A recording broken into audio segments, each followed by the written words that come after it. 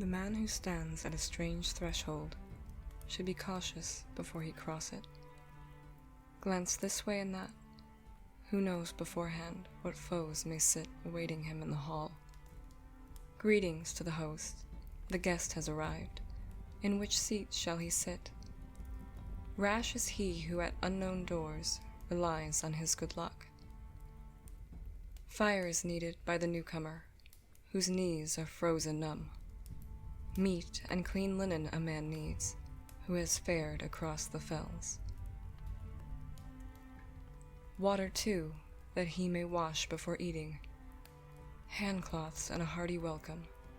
Courteous words, then courteous silence, that he may tell his tale. Who travels widely needs his wits about him. The stupid should stay at home. The ignorant man is often laughed at when he sits at meat with the sage.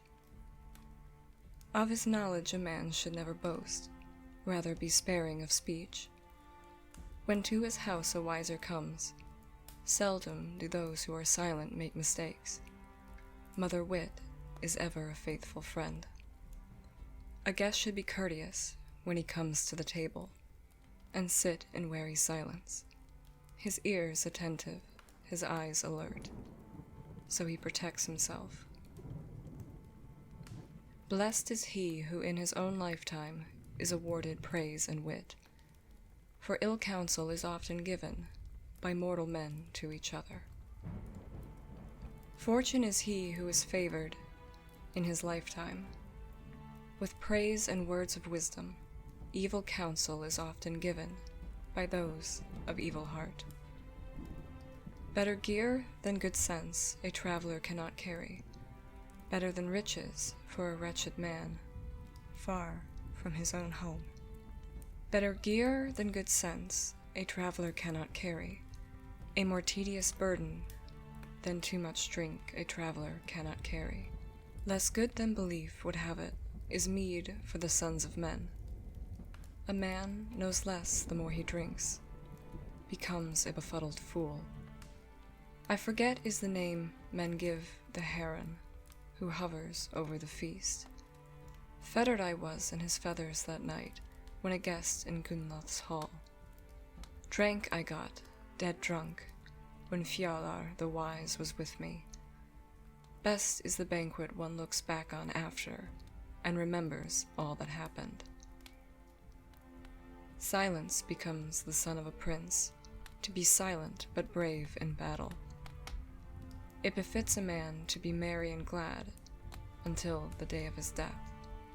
The coward believes he will live forever if he holds back in the battle, but in old age he shall have no peace, though spears have spared his limbs.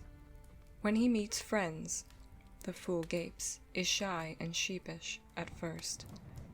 Then he sips his mead, and immediately all knows what an oaf he is. He who has seen and suffered much, and knows the way of the world, who has traveled can tell what spirit governs the men he meets. Drink your mead, but in moderation. Talk sense, or be silent. No man is called discourteous who goes to bed at an early hour. A gluttonous man who guzzles away brings sorrow on himself. At the table of the wise he is taunted often, mocked for his bloated belly.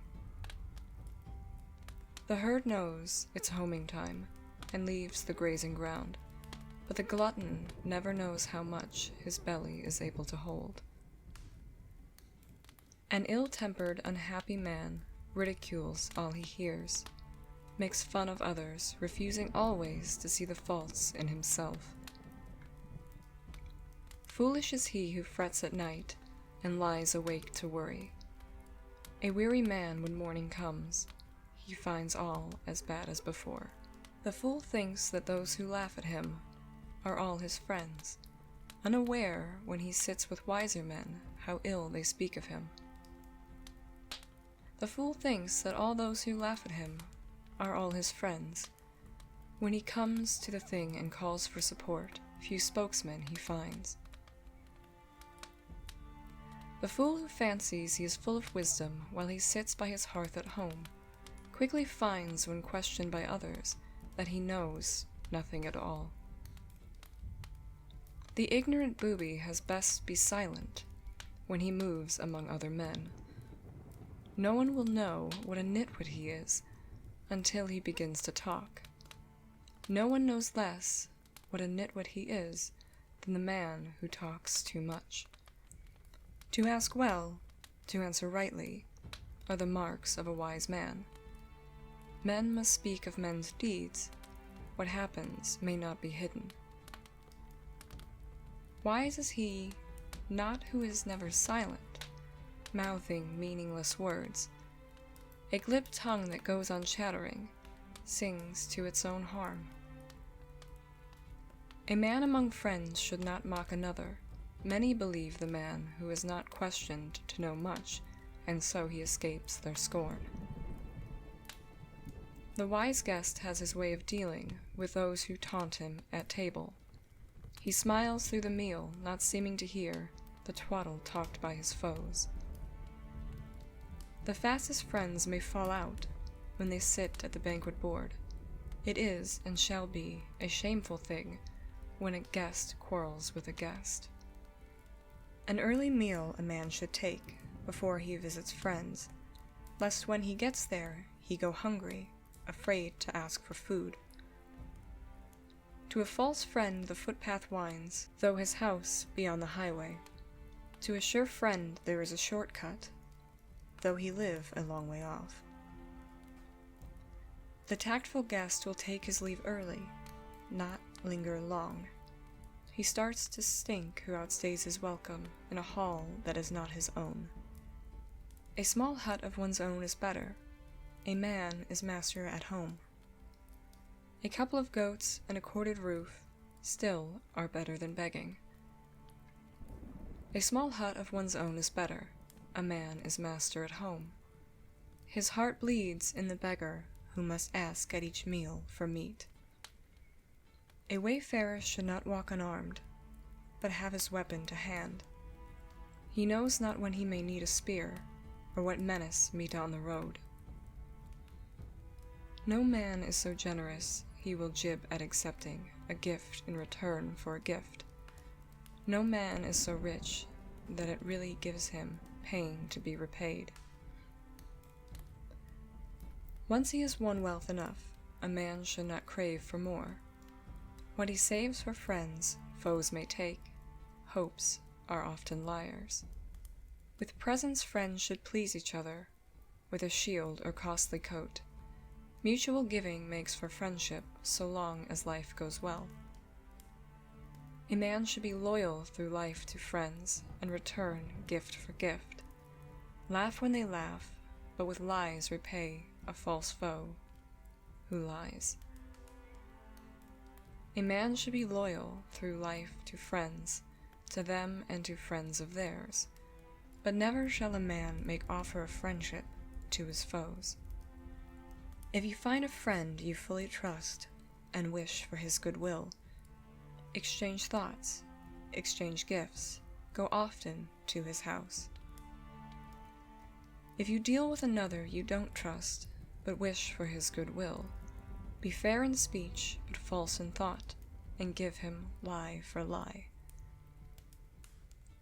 Even with one you ill trust, and doubt what he means to do, false words with fair smiles may get you the gift you desire. Young and alone on the long road, once I lost my way. Rich I felt when I found another. Man rejoices in man. The generous and bold have the best lives, are seldom beset by cares. But the base man sees fears everywhere, and the miser pines for presents. 2 wooden stakes stood on the plain. On them I hung my clothes. Draped in linen, they looked well born, but naked I was nobody. The young fir that falls and rots, having neither needles nor bark, so is the fate of the friendless man. Why should he live long?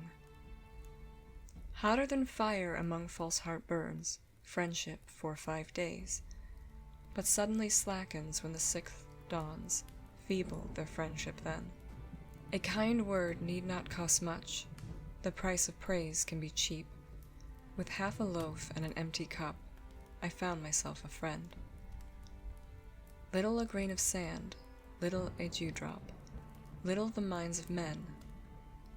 All men are not equal in wisdom, the half-wise are everywhere. It is best for man to be middle-wise, not over-cunning and clever. The learned man whose lore is deep is seldom happy at heart. It is best for man to be middle-wise, not over-cunning and clever. The fairest life is led by those who are deft to all they do. It is best for man to be middle-wise, not over-cunning and clever. No man is able to know his future, so let him sleep in peace. Brand kindles till they brown out, flame is quickened by flame.